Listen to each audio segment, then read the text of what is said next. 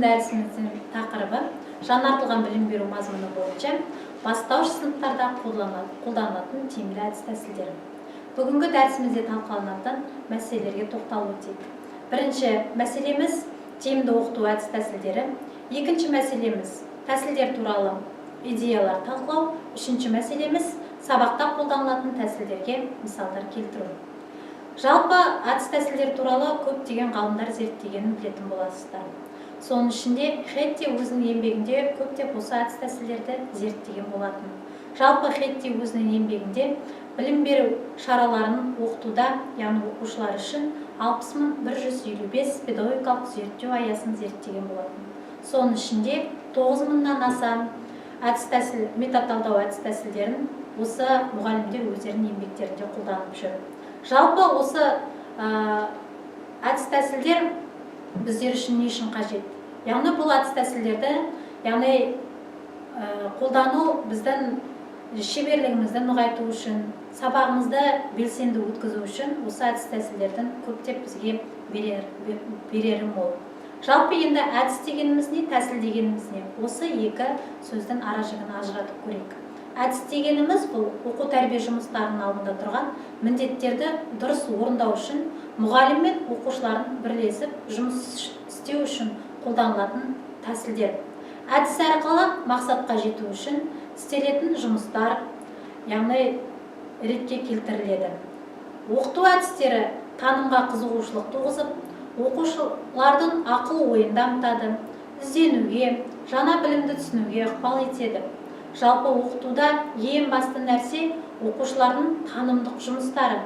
Оқыту әдістері ең анық фактілерді білуді қамтамасыз етеді, теория мен тәжірибені біріктіреді.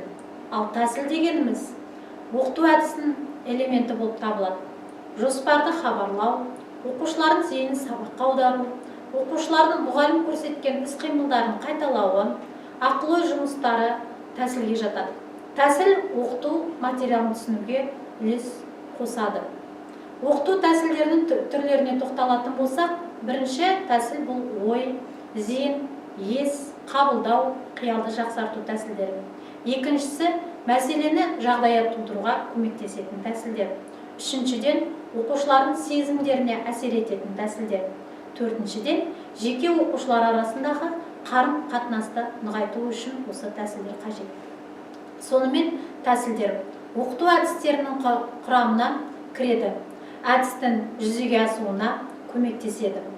Оқыту әдістерінің басты қызметі оқыту материалдарын оқушыларды ынталандыру, дамыту, тәрбиелеу, ұйымдастыру болып табылады. Осы тәсілдерді жүзеге асыру үшін оқу құралдары қажет.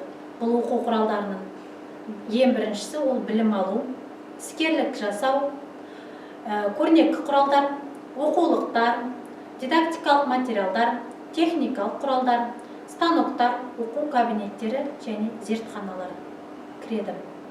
Енді Альберт Эйнштейннің мына сөзіне тоқталатын болсақ, мен еш уақытта өз оқушыларыма еш нәрсе үйретпеймін, тек қана олардың оқу үшін жағдай жасаймын деген болатын. Осы жағдай жасау үшін біздерге әдіс-тәсілдерді өзіміздің тәжірибемізде көбірек қолдануға кеңес беремін. Осы жаңартылған білім беру бағдарламасында 8 тәсілді ұсынуға болады. Бұл 8 тәсілге жеке-жеке тоқталатын болсақ, бірінші тәсіліміз ол белсенді оқу. Белсенді оқу дегеніміз ол өз тәжірибемізде өзіміздің белсенді қатысып үйренуіміз жатады. Яғни ол оқушылардың эксперимент жасап, жұмыс жасауы, өздерінің іс-әрекетін көрсету, осыны біз белсенді оқуға жатқызамыз. Екінші тәсілі бұл бірлесіп оқу. Бірлесіп оқу дегеніміз ол құрылымдалған топтық жұмыс. Жалпы бұл әдіс балалардың, яғни бір-бірімен қарым-қатынас жасау үшін, араларындағы кикілжіңді бұзу үшін, яғни бір-бірімен достық қарым-қатынасты нығайту үшін бірлескен оқу біздерге қажет. Үшінші тәсіліміз ол саралау. Саралау бұл әр оқушының оқудағы қажеттіліктерін қанағаттандыру үшін қажетті әдіс болып табылады. Бұл жерде оқушылардың мүмкіндіктеріне, ойлау қабілеттерін ескере отырып, жұмыс жасау, яғни бұл саралау арқылы баланың өз-өзіне деген сенімділігін арттыру үшін қажетті тәсіл болып табылады. Төртінші тәсіліміз ол біздің пәнаралық байланыс. Пәнаралық байланыс тәсілі, яғни бұл бір пән менен екінші пәннің арасындағы байланысты нығайту үшін қажетті әдіс тәсіл болып табылады. Бұл әдіс тәсіл арқылы білім беру бағдарламасын, яғни жеңіл меңгеруге қажетті тәсіл болып табылады. Сонымен қатар осы пәнаралық байланыс арқылы, яғни көптеген пәндерді, мысалы әдебиеттік оқу пәніне келетін болсақ, бұл әдебиеттік оқу пәнінде математика пәні, музыка пәндерін бір-бірімен пәнаралық байланыс жұмыс жасап, яғни әрі қарата оқушылардың қызығушылығын дамыту үшін қажетті әдіс болып табылады. Бесінші тәсіліміз бұл оқушылардың танымдық қажеттіліктерін қанағаттандыру. Бұл тәсілге тоқталып өтетін болсақ, яғни оқушылардың уәжін арттыру үшін көптеп көмек беретін тәсіл болып табылады. Бұл жерде оқушылар өз-өзіне деген уәж артады, өзін-өзін жоғары бағалауға, өзінің қай жерде кеткен қателіктерін білу үшін осы қажеттіліктерін қанағаттандыру әдісі көптеп мұғалімдер үшін қажетті тәсіл. Алтыншы тәсіліміз ол біздің оқу әңгімелері. Бұл оқу әңгімелері арқылы оқушылар тапсырманы өзара бір-бірімен талқылау арқылы кеткен қателіктері, жіберген ой пікірлерін, яғни бөлісу үшін осы оқу әңгімелері қажет болып табылады. Жетінші тәсіліміз ол біздің электронды оқу, жаңа технологияларды пайдалану деген, яғни қазіргі заман сұранысына сай болған тәсіл. Бұл жерде балалардың технологияменен сауатты жұмыс жасау үшін қолданылатын тәсіл. Бұл жерде ақпаратты коммуникациялық технология көптеп көмек береді. Балалар өздері осы технологияны пайдалану арқылы өздерінің ізденген, өздерінің тәжірибелеріне қажетті нәрселерді өз беттерімен мұғалімнің көмегінсіз жұмыс жасап, эксперимент жұмыстарына қатысып, өздерінің ойларын айту үшін қажетті тәсіл болып табылады. Сегізінші тәсіліміз ол біздің модельдеу.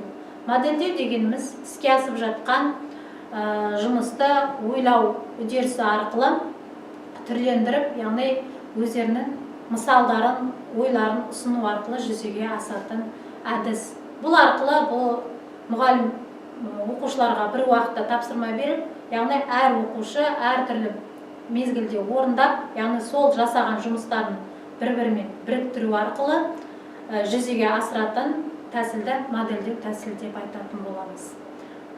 Енді осы тәсілдерді сіздердің тәжірибелеріңізге көптеп көмек беріп жатыр деп ойлаймыз. Яғни бұл жаңартылған білім беру бағдарламасында көптеп қолданылып жатқан 8 тәсіл, сондықтан осы 8 тәсілдерді сіздің назарларыңызға ұсынып отырмыз. Келесі бізде талқыланатын мәселеміз ол сабақта қолданылатын тәсілдерге мысалдар келтіру. Жалпы біздің жаңа қосымша 8 тәсілге қосып, яғни мысал келтіретін болсақ, бұл біздерді тәжірибемізді, шеберлігімізді нығайту үшін көптеп тәсілдер жаңа айтып кеткенбіз, хеттейтінде әдіс тәсілдерінде көптеп тәсілдер қолданып отыр деп тағы да сіздердің қосымша тәжірибелеріңізге қолдануға болатын тәсілдерді осы үшінші мәселеде қосып өтетін боламын. Сабақта қолданылатын тәсілдерге мысалдар келтіру. Жалпы үйрету тәсілдері өте көп. Алайда олардың қайсысының тиімділігі жоғары деңгейде. Төменде берілген ақш-тағы Мен штатындағы орналасқан атақты Беффел психологиялық зертханасында ғалымдардың, яғни мынандай өздерінің зерттеулерін ұсынған. Жалпы оқытудың кейбір тәсілдерін қолданғанда ақпараттың 24 сағат ішінде есте сақталуы туралы былай делінген екен. Лекция 5% көрсетеді, оқу 10% көрсетеді, аудио және видео құралдарын қолдану арқылы 15% көрсетеді, көрсету 30% көрсетеді, пікірталас талқылау 50% көрсетеді, практикалық іс-әрекеттер 75% көрсетіп отыр, ал үйренген білімді беру, қолдану, басқаларды үйрету бұл 90% көрсетіп отыр. Яғни бұндан шығатын қорытынды қандай сонда? Яғни бұның қорытындысы, назар аударып отырсаңыздар, монологқа құрылған немесе диктант ретінде түсіндірілетін лекцияның тиімділігі өте төмен екені көрсетіліп отыр. яғни бұған қоса диагонал бойынша немесе еш белсенді әрекетсіз мәтін, яғни кітап, мақаланы алатын болсақ, оқуда кереметтей нәтиже бермейді екен. Сондықтан белсенді әрі балалардың қызығушылығын ояту үшін әрекетті көбірек қолдануымыз керек. Яғни білім алушыларды көптеп әрекетке қосатын болсақ, яғни олардың есте сақтау, ақпаратты сақтап қалулары біздерге көбірек әсер етеді. Назар аударғандай, монологқа құрылған немесе диктант ретінде түсіндірілетін лекцияның тиімділігі өте төмен болады. Бұған қоса диагонал бойынша немесе еш белсенді әрекетсіз мәтін оқуда кереметтей нәтиже бермейді. Яғни бұл мәтінге кітап оқу, мақала оқу жататын. Алайда оқу белсенді әрі әлеуметтік әрекет. Білім алушы тек ақпарат иемдену үшін ғана оқымай, берілген мағлұматтарды түсініп, талдап, олардың негізінде жаңа ой, идея құрастырып, оларды бағалау қажет. Ол өз ұстанымдарымен әр уақытта басқалармен бөлісуге мүдделі. Өйткені білім игеру бірлескен әрекеттерден толыға түседі. Сондықтан сіздерге болашақта тәжірибелеріңізге көмек беретін төмендегідей әдіс тәсілдерден мысалдар келтірмекшімін. Яғни бірінші мысалым ол қар үйіндісі. Яғни бұл қар үйіндісінің мақсаты оқушылардың бірлесіп жұмыс жасау үшін бірге, яғни алаңда бір-бірімен ой бөлісу үшін қажетті әдіс тәсіл болып табылады. Бұл жерде яғни ұйымдастыру үшін, яғни сыныптағы барлық оқушыларды қалдырмай қатыстыруымыз қажет. Бұл жерде жаттығудың сипаттамасына тоқталатын болсақ, біріншіден оқушылар жеке жауап берулері керек, кейін жұбыменен ақылдасып, өзінің ойын толықтырып, екінші оқушыменен сосын, яғни өзінің ойын әріптесімен толықтырғаннан кейін бар, өзінің ойын қағаз бетіне жазып, өзінің ойыменен басқа оқушылармен бөліседі. Екінші әдісіміз ол біздің мозаика әдісі. Мозаика әдісінің мақсаты сұрақтар беріледі. Осы сұрақтардың топтамасын өзінің ойларменен бірлесіп мозаиканы құрастыру керек. Бұл кезде ұйымдастыру үшін сыныптағы, яғни оқушылардан 3-тен 4 бөлігін алып, 3-тен немесе 4-4-тен біріктіріп орналастыруларыңызға болады. Жаттығулардың сипаттамасына тоқталатын болсақ, бұл жерде мозаикалар бөлініп оқушыларға беріледі. Әр мозаиканың артында сұрақтар немесе тапсырмалар беріледі. Осы тапсырмаларды, сұрақтарды орындау арқылы үлкен мозаиканы балалар сынып ішінде құрастырып шығулары керек. Үшінші әдісіміз ол біздің стоп-кадр әдісі. Стоп-кадр әдісінің мақсаты талқылауға берілетін, яғни сұрақтарды талдау.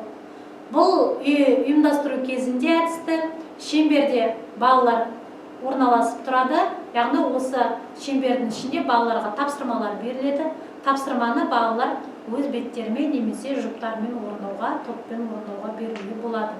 Жаттығуларды орындау кезінде сақталу қажетті ереже, яғни бұл жерде оқушыларға тапсырма немесе видеоролик, мультфильмдер беріледі. Сол жерде ары-қарата тоқтатылып қалады, стоп-кадр беріледі. Стоп болған кезде балалар өздерінің ойымен көрсетілген видеоны, мультфильмді, яғни өзінің ойымен ары-қарата жалғастырулары қажет. Сол жалғастырған ойлары дұрыс немесе бұрыс екендігін білу үшін ары-қарата кадрды жалғастырып балалардың ойыменен талқылап, яғни дұрыс немесе бұрыс болғандығын дәлелдеп айтуларыңыз қажет.